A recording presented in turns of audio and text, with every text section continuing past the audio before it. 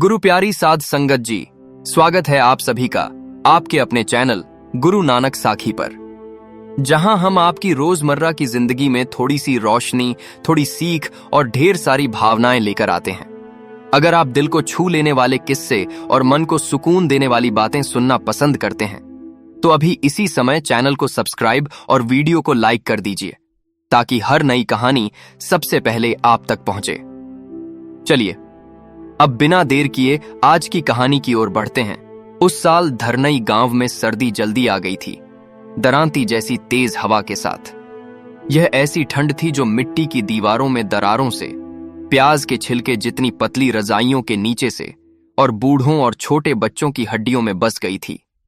फूस के घरों के बीच की गलियों में जमीन जमकर नुकीली दरारों जैसी हो गई थी। कौओं की आवाज भी भारी लग रही थी।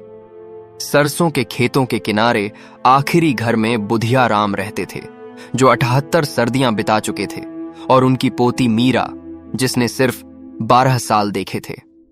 जिस साल बारिश नहीं हुई थी, बुधिया का बेटा और बहू पंजाब के ईंट के भट्टों पर गए थे और वादा किया था कि दिवाली से पहले टिन की छत के लिए पैसे लेकर लौट आएंगे। दिवाली 2 बार आई और चली गई। अब कोई उनके बारे में बात नहीं करता था, मीरा भी नहीं, जो अब भी उनकी तस्वीर टिन के ट्रंक के अंदर पॉलीथीन में लपेट कर रखती थी। बुधिया पड़ोसियों के लिए फटी मच्छरदानी और टूटी चारपाई ठीक करके जो कमा पाता था कमा लेता था।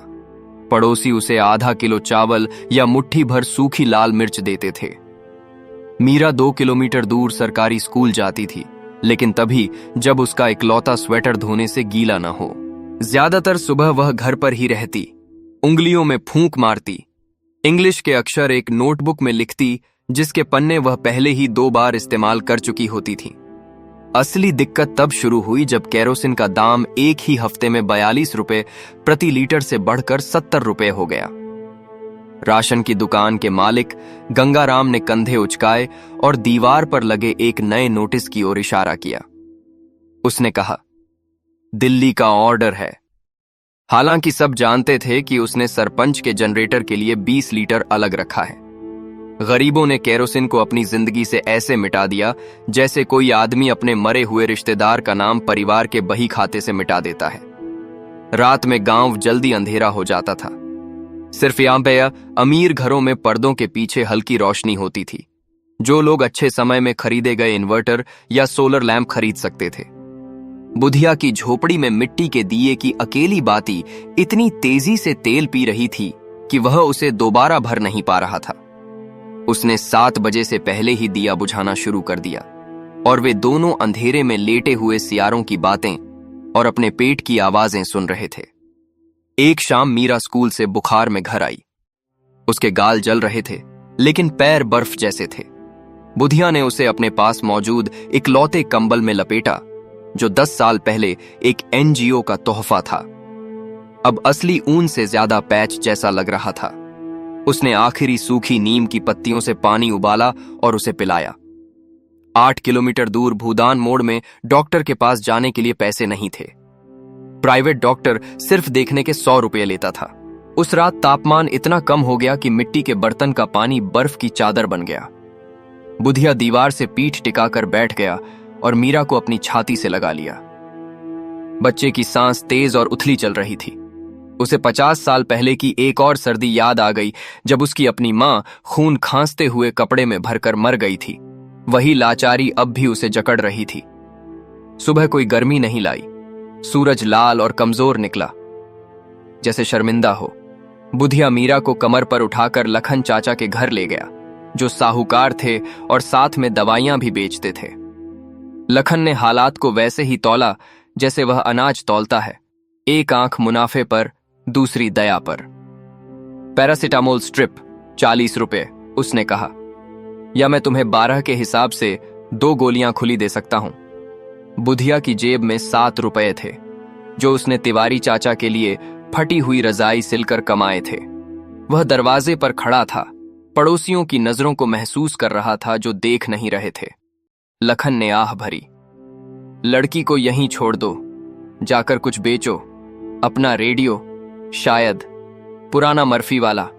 मर्फी रेडियो ही वह अकेली चीज थी जो बुधिया अपनी जवानी से साथ रखता था।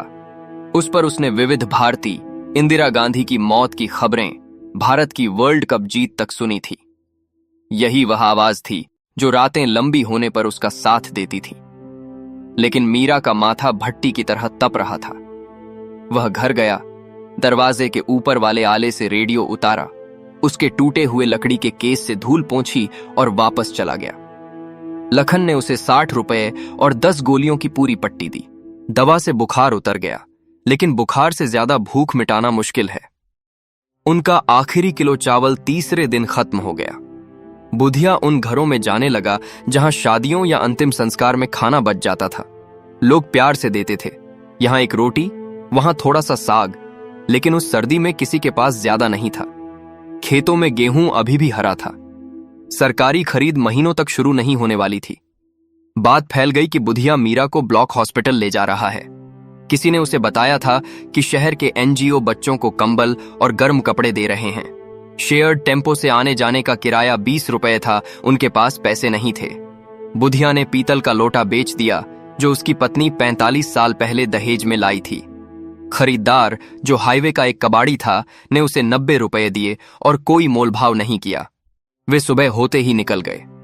मीरा ने अपने पास मौजूद हर कपड़े पहने थे, 2 फ्रॉक, एक हाफ पैंट, बुधिया का पुराना मफलर जो उसने अपने गले में 2 बार लपेटा हुआ था। टेम्पो में उम्मीद की ऐसी ही छोटी छोटी गठरियां लिए हुए लोग भरे हुए थे। हॉस्पिटल के गेट पर आंगन के चारों ओर एक लाइन पहले से ही लगी हुई थी। ज्यादातर औरतें थीं जिनकी पीठ पर बच्चे बंधे थे। उनके होंठ ठंड से नीले पड़ गए थे। दोपहर तक वे आगे पहुंच गए। एक थके हुए डॉक्टर ने मीरा को देखा, उसकी छाती सुनी, एमोक्सिसिलिन और खांसी का सिरप लिखा। कुपोषण, उसने बिना किसी गुस्से के कहा। इसे दूध, अंडे, फल दो। बुधिया को हंसी आ रही थी। धरनई में उस सर्दी में गायें भी पतली लग रही थीं। बाहर साड़ी पहनी 2 औरतें एनजीओ के बैज के साथ कंबल बांट रही थीं। उन्होंने सवाल पूछे, नाम, पिता का नाम, बीपीएल कार्ड नंबर। बुधिया के पास जरूरी कागजात में से कोई नहीं था। उसका कार्ड सालों पहले चूहों ने खा लिया था। औरतें दुखी लेकिन पक्की लग रही थीं। नियम, उन्होंने कहा, और अगले परिवार के पास चली गईं। घर के रास्ते में सिथौरा मोड़ के पास टेम्पो खराब हो गया। सब लोग उतरकर सड़क किनारे इंतजार करने लगे, जबकि ड्राइवर तारों को ठीक कर रहा था। सूरज जल्दी डूब गया। ठंड पहले से ज्यादा तेज हो गई। मीरा फिर से कांपने लगी। बुधिया ने अपना कुर्ता उतारकर उसे पहना दिया। उसके नीचे उम्र की वजह से सिर्फ बनियान जैसा पीलापन था। उसकी पसलियां टूटी हुई टोकरी की पट्टियों जैसी दिख रही थीं। उनके पास इंतजार कर रहे एक बूढ़े आदमी, जो पास के गांव से ही थे, ने उनके इशारे पहचान लिए। दादा, आप खुद बीमार पड़ जाएंगे, उन्होंने कहा। उन्होंने अपनी जेब से एक छोटी प्लास्टिक की बोतल निकाली। पी लो, घर का बना महुआ, खून गर्म करता है। बुधिया ने एक घूंट लिया। आग उसके गले से नीचे उसके खाली पेट में उतर गई। एक पल के लिए ठंड चली गई। वे रात के 9 बजे के बाद धरनई पहुंचे। गांव में सन्नाटा था। हर घर रात से बचने के लिए बंद था। बुधिया ने मीरा को आखिरी किलोमीटर गोद में उठाया क्योंकि उसके पैर जवाब दे गए थे। दरवाजे पर वह लड़खड़ा गया और लगभग गिर ही गया। तिवारी अंकल, जो मंदिर जा रहे थे, उन्हें देखकर दौड़कर आए। दोनों ने मिलकर मीरा को चारपाई पर लिटा दिया। तिवारी की पत्नी गर्म पानी और गुड़ का एक टुकड़ा ले आई। गांवों में बात तेजी से फैलती है। जल्द ही 5 फिर 10 पड़ोसी छोटे से आंगन में जमा हो गए और जो कुछ भी बचा सकते थे सब ले आए। एक रजाई जिसमें आधी भराई नहीं थी, मुट्ठी भर भुने हुए चने, जो किसी ने बीमार भैंस के लिए बचा कर रखा था, लेकिन अब बच्चे के लिए स्टील के गिलास में डाला था। बूढ़ी फूलमती चाची, जिनके 2 बेटे टीबी की वजह से मर गए थे, मीरा के पास बैठीं और उनके पैरों पर उपले पर गर्म किया हुआ सरसों का तेल मलने लगीं। वह जिंदा रहेगी, उन्होंने कहा, जैसे मौत को चुनौती दे रही हों कि वह उन्हें गलत साबित करे। अगली सुबह सरपंच की पत्नी एक नया कंबल लेकर आईं, जो अभी भी प्लास्टिक कवर में था। मोटा, चमकीला लाल, वैसा जैसा शहर की दुकानों में 800 रुपए में मिलता है। किसी ने नहीं पूछा कि उनके पास अचानक एक और कंबल कैसे आ गया। उन्होंने उसे मीरा पर डाल दिया और बिना कुछ कहे चली गईं। धीरे धीरे गांव वालों ने एक जाल बिछाया। साहूकार लखन ने बुधिया के रेडियो के 60 रुपए माफ कर दिए। School teacher mid day meal store से 2 किलो दाल ले आए और इस बारे में कुछ नहीं कहा। राशन की दुकान पर गंगाराम ने भी बुधिया के टूटे फूटे डिब्बे में 1 लीटर केरोसिन और डाल दिया और बुदबुदाया कि गेज फिसल गया होगा। सर्दियां मेहरबान नहीं हुईं, ठंड बनी रही, चुभने वाली और बेरहम। कीमतें बढ़ती रहीं, लेकिन कुछ बदल गया था। लोग रात में अपने दरवाजे थोड़ी देर ज्यादा खुले रखने लगे। बुधिया के घर के लिए एक एक्स्ट्रा करछुल से किसी के चूल्हे पर पतली दाल उबल रही थी। बच्चे मीरा के लिए चिथड़ों में लिपटे गरम शकरकंद ले गए जब वह आखिरकार उठ पाई। फरवरी की एक सुबह सूरज इतनी तेज निकला कि कुएं पर जमी बर्फ पिघल गई। बुधिया बाहर बैठा एक पड़ोसी का फटा हुआ जूट का थैला ठीक कर रहा था। उसकी उंगलियां धीमी लेकिन स्थिर थीं। मीरा लाल कंबल में लिपटी एक टूटी हुई चूड़ी से खेल रही थी, धूल में डिजाइन बना रही थी। उसके गाल भरने लगे थे। कोई हर दूसरे दिन उसके लिए उबला अंडा लाने लगा था। बुधिया ने आसमान की तरफ देखा, हल्का नीला और बेरहम, और उसे लगा कि उसके सीने के अंदर कुछ ढीला पड़ रहा है। यह असल में उम्मीद नहीं थी। उम्मीद एक ऐसी लग्जरी है जो गरीब हमेशा अफोर्ड नहीं कर सकते, बल्कि एक तरह का थका हुआ शुक्रिया था। सर्दी ने उन्हें मारने की कोशिश की थी और वह लगभग कामयाब हो गई थी। फिर भी वे यहां थे, सांस ले रहे थे। दूर मंदिर का लाउडस्पीकर सुबह के भजन के साथ कड़कड़ाया। गाने वाले की आवाज बेसुरा थी, शब्द आधे खो गए थे, लेकिन धुन जानी पहचानी थी। बुधिया ने खुद को साथ में गुनगुनाते हुए पाया, एक पुराना गाना जो उसकी पत्नी मक्का पीसते समय गाती थी। मीरा ने ऊपर देखा। दादू, क्या अगले साल फिर ठंड आएगी? उसने सवाल पर ध्यान से सोचा, जैसे कोई आदमी सोचता है कि एक बच्चा कितना सच अपने अंदर रख सकता है। हां बेटा, उसने कहा, आएगा, लेकिन हम फिर भी यहीं रहेंगे और हम अकेले नहीं होंगे।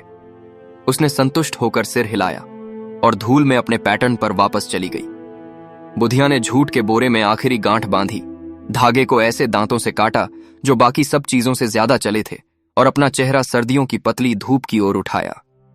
धरनई के साथ ठंड खत्म नहीं हुई थी, ऐसा कभी नहीं होता, लेकिन अभी के लिए वे दोनों काफी गर्म थे। दोस्तों, अगर यह वीडियो आपको अच्छी लगी हो तो कृपया इसे लाइक, शेयर और हमारे चैनल गुरु नानक साखी को सब्सक्राइब करना बिल्कुल मत भूलिए, क्योंकि आपका छोटा सा समर्थन हमें और भी सुंदर, मन को छू लेने वाली कहानियां आपके लिए लाने की प्रेरणा देता है। अपनी राय कमेंट में जरूर लिखें, हमें आपकी बातों का इंतजार रहता है। अगले वीडियो में फिर मिलेंगे, एक नई भावना, नई सीख और नई रोशनी के साथ। तब तक अपना और अपने अपनों का ख्याल रखें। धन्यवाद।